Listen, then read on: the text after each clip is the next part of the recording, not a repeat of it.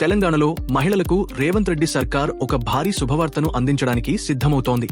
ఎన్నికల సందర్భంగా కాంగ్రెస్ ఇచ్చిన 6 గ్యారంటీలలో భాగంగా అత్యంత కీలకమైన మహాలక్ష్మి పథకాన్ని అమలు చేసేందుకు ప్రభుత్వం వేగంగా సన్నాహాలు చేస్తున్నట్లు తెలుస్తోంది.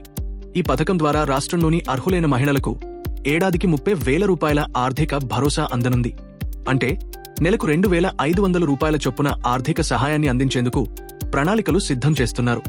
ఇప్పటికే ఉచిత బస్సు ప్రయాణ సౌకర్యాన్ని కల్పిస్తున్నప్పటికీ పార్టీకి ఆశించిన మైలేజ్ రాకపోవడంతో నగదు బదిలీ పథకంపై ప్రభుత్వం దృష్టి పెట్టింది. ఈ పథకానికి అర్హులను గుర్తించేందుకు అధికారులు ఆదేశాలు జారీ చేసినట్లు సమాచారం. 55 సంవత్సరాలలోపు వయసు ఉండి, తెల్ల రేషన్ కార్డు కలిగి ఉండి, పెన్షన్ సౌకర్యం లేని మహిళలకు ఈ సహాయం అందజేయాలని ప్రభుత్వం భావిస్తోంది. స్థానిక సంస్థల ఎన్నికల నోటిఫికేషన్ జూలైలో వచ్చే అవకాశం ఉందని, ఎన్నికల తేదీ కూడా త్వరలో ప్రకటించనున్నారని చెబుతున్న నేపథ్యంలో అంతకుముందే మహిళల ఖాతాలలో మహాలక్ష్మి పథకం ద్వారా 2,500 రూపాయలను జమ చేయాలని ప్రభుత్వం భావిస్తోంది. మహిళల్లో విశ్వాసం పొంది గ్రామీణ ప్రాంతాల్లో కాంగ్రెస్ పార్టీకి బలం చేకూర్చేందుకు ఈ పథకం అమలు తప్పనిసరి అని ప్రభుత్వం యోచిస్తున్నట్లు తెలుస్తోంది.